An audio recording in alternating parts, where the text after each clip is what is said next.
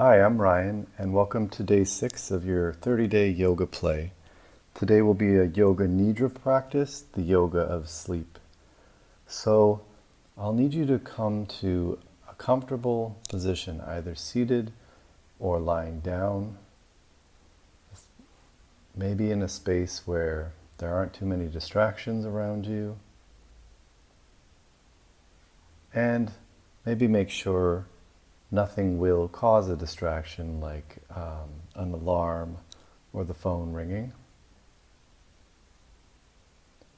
Once you're in that place, you can keep your eyes slightly open, just a gentle gaze, or if you prefer, completely close your eyes, whatever makes you feel comfortable. Now that you're comfortable, I'd like you to bring your awareness to the tips of your toes. The toes on the left foot, the toes on the right foot. Let's bring your awareness to your left foot, the top of the left foot, the bottom of the left foot. Now the right foot, the top of the right foot, the bottom of the right foot, the left ankle, the right ankle, your shins, your calves. Bring your awareness to your left knee. Now your right knee. Now your left upper leg and your right upper leg. Your left hip, your right hip. Your whole pelvis area. Your belly button, your low back, your whole torso, your left chest, your right chest, your left shoulder, your right shoulder, your left bicep, your right bicep, your left tricep, your right tricep, your forearms, your wrists, your left palm, your right palm, your fingers on your left hand, your fingertips on your left hand, your fingers on your right hand, your fingertips on your right hand, your neck, your chin, your cheeks, your nose, your lips, your eyes, your forehead, your scalp, both legs, both arms, your whole torso, your entire body. Just relax and be.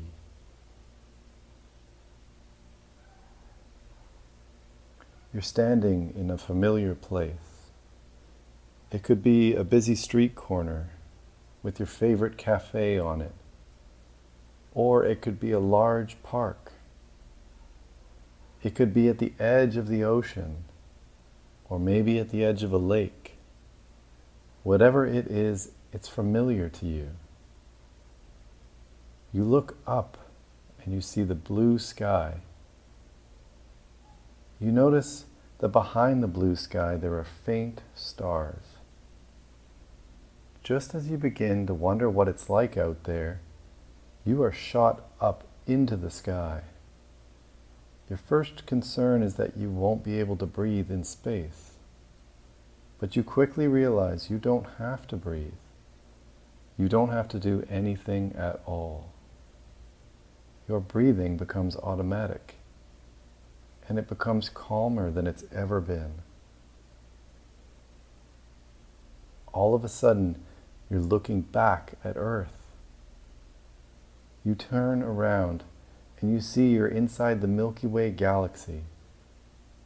Endless stars. You see the rings of Saturn. While looking at the big blue planet of Jupiter, you quickly shoot towards it, and all of a sudden you're orbiting Jupiter along with its moons. You notice that one of the moons is blue, just like Earth. You even see cloud patterns. For a moment, you imagine, what kind of life exists there? Is it similar to ours?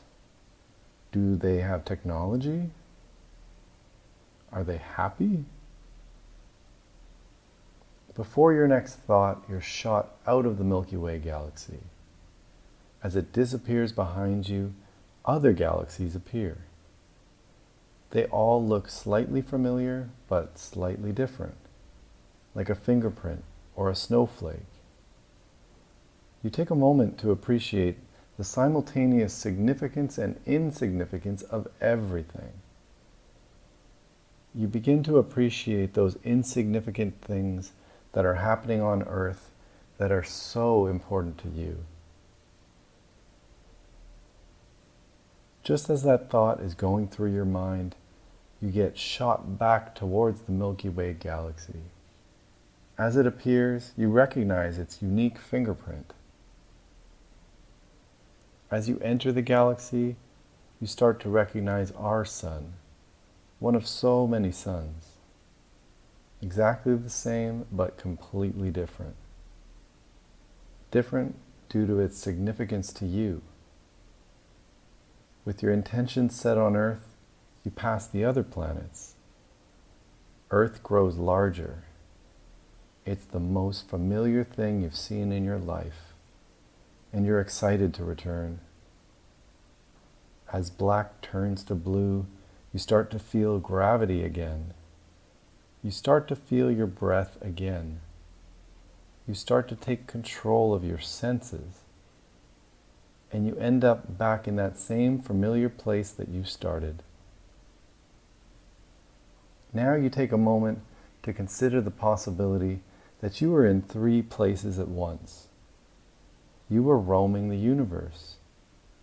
You were in that familiar place. And all that time, you were also on your mat.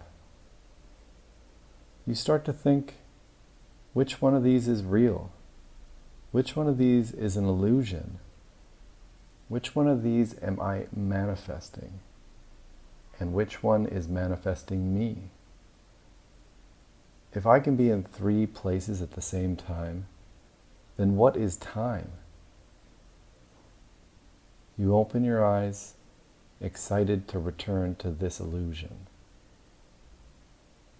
And that concludes our Yoga Nidra. Thanks for joining me.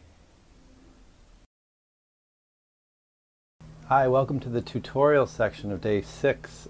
You might have just finished your Yoga Nidra practice, or you might be just about to start it.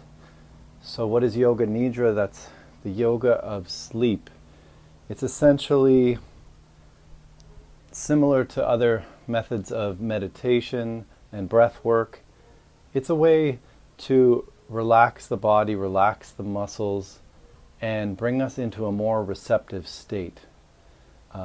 You'll notice that in this Yoga Nidra, there's sort of visualizations that you can follow, and you can take your mind as far as it wants to go, detaching from your day-to-day thoughts and giving you a little bit of space from the constant noise in your head that is part of everyone's day-to-day life. Aside from the Yoga Nidra, I quickly wanted to mention a breathwork technique called Breath of Fire. And we're just going to try it out very quick. It's rapid breathing, but it's only exhaling. A lot of people do Breath of Fire and somewhat hyperventilate. So I'll just show you what it looks like.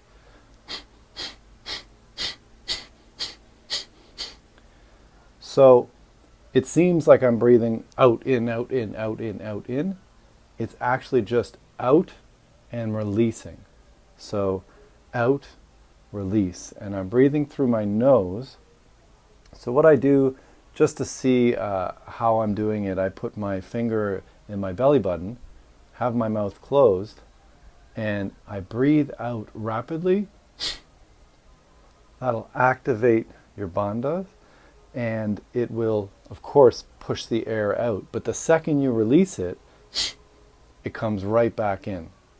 And after that reflex of coming back in, you push it out again.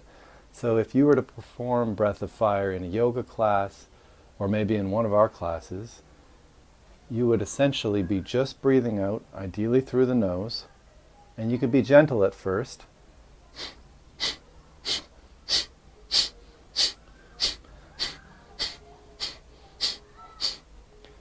You'll notice that it's quite the abdominal workout. Your deep abdominal, transverse abdominis muscle is getting activated every single time, and your diaphragm and multiple other muscles, but essentially it's an activation, deactivation, and as aggressive as you are with it, it can actually turn into somewhat of an exercise. So you can be more gentle and more slow and controlled. That way maybe you'd be able to get to 50 or 100 reps of it. Or you could be very fast, and in that case your muscles might get exhausted before you want to stop, basically. So even after 8 of those, I can really feel it starting to burn. So that's something you can do while sitting. You can do at the end of a yoga practice. You can do it when you're in a relaxed state. That might be just something to add to your yoga practice here and there. We just wanted to throw that in as one extra thing, since today there's no movement practice per se. But as you can see here, we're just sitting and getting some isometric work done.